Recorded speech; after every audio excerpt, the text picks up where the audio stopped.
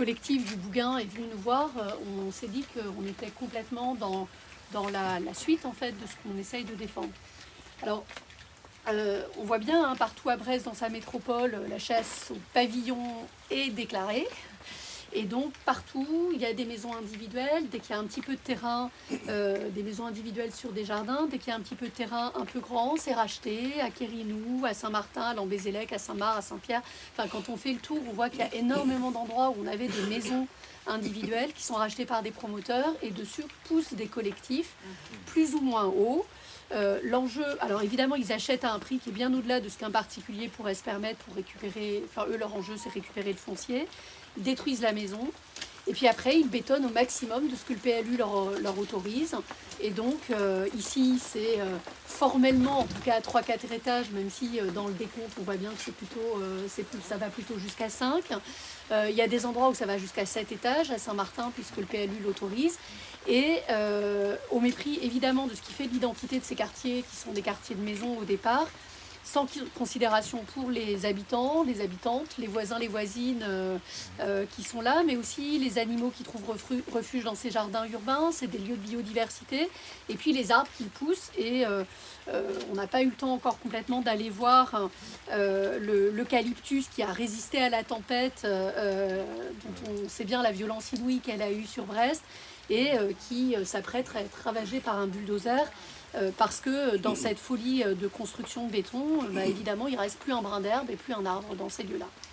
Alors nous, dans l'association Au Pied du Mur, on dit que, en fait, on se fait toujours opposer le discours des élus qui nous dit on n'a pas le choix. C'est la seule option pour faire face à la crise du logement, c'est la seule option pour permettre le développement de la ville.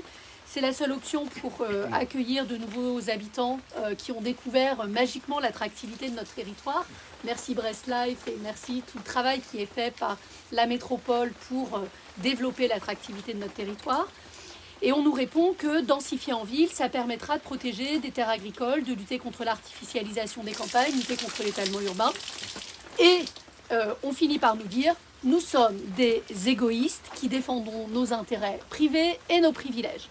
Donc à ça, nous, on a envie de répondre qu'une densification qui est faite n'importe comment, n'importe où, marquée par la démesure, comme c'est le cas ici, sans réflexion partagée avec nous tous, a des effets complètement contre-productifs. Elle va produire exactement l'inverse de ce qui est prétendument visé. Encore plus de départs hors de Brest pour ceux qui ont les moyens d'accéder à des maisons, encore plus de logements chers. Et encore plus de logements complètement inadaptés pour les niveaux de revenus des gens et notamment pour les familles. Donc certes, quand il y a des parcelles grandes à proximité du centre-ville, il faut réfléchir à comment on fait évoluer ces parcelles pour que ça soit cohérent avec des enjeux de sobriété et de solidarité. Mais là, passer d'une maison à 20 logements, c'est insensé. Ça veut dire une croissance de plus 1900%. La croissance démographique en Finistère, c'est 0,2% par an. Donc il y a des décalages qui, à un moment, doivent nous alerter.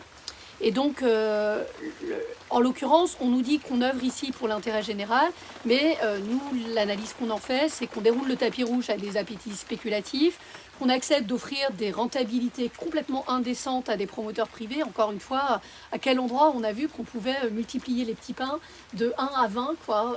C'est dingue. On nous dit qu'on œuvre pour l'intérêt général, mais on abat des arbres, on défigure nos quartiers, on nie notre patrimoine commun, on vient d'en parler. On nous dit qu'on œuvre pour l'intérêt général, mais en fait, on laisse faire le marché et on ne s'assure pas que les logements qui vont être construits seront à la fois bien accessibles financièrement aux gens d'ici.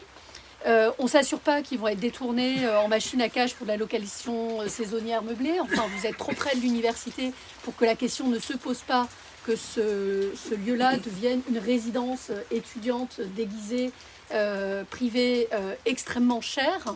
Donc ça, c'est vraiment des enjeux. Et donc nous, ce qu'on aimerait, c'est que toutes ces décisions d'aménagement et de développement urbain soient l'affaire de nous tous et pas celle uniquement des promoteurs auxquels les élus se soumettent de notre point de vue trop complaisamment et dont les projets vont générer inévitablement de la crispation, de l'incompréhension, de la colère, du rejet, comme c'est le cas ici. Voilà, et donc il nous semble qu'il y a suffisamment de questions importantes à traiter, pour qu'on ne les laisse pas au marché, qu'on ne les laisse pas à quelques experts et qu'on ignore nos voix.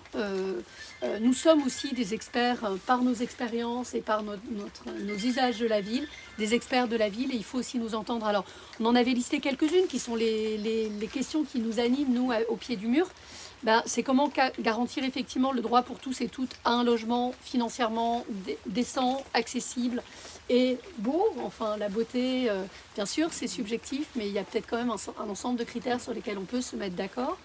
Comment on rend effectif un droit, une ville harmonieuse pour chacun, pour chacune. Comment on densifie, mais en préservant à la fois l'intimité des logements, la qualité de vie des habitantes, la qualité des lieux publics, parce que ici, bien sûr, c'est un espace privé, mais quand on passe dans la rue, enfin moi je travaille au Bougain, côté université, c'est un repère cet arbre, cet eucalyptus, et tout le monde en profite. Il est certes sur un terrain privé, mais en fait, il est notre bien commun. Et donc la qualité des lieux publics, le droit à la lumière, à la vue, le lien avec les arbres, le lien avec notre patrimoine. Comment on organise de la mixité sociale, de la cohabitation entre nous. Comment on prend à bras-le-corps tous les enjeux environnementaux sur la qualité de l'air, des sols, de l'eau, tout ce qu'on a dit sur la question de l'infiltration des lots, l'énergie.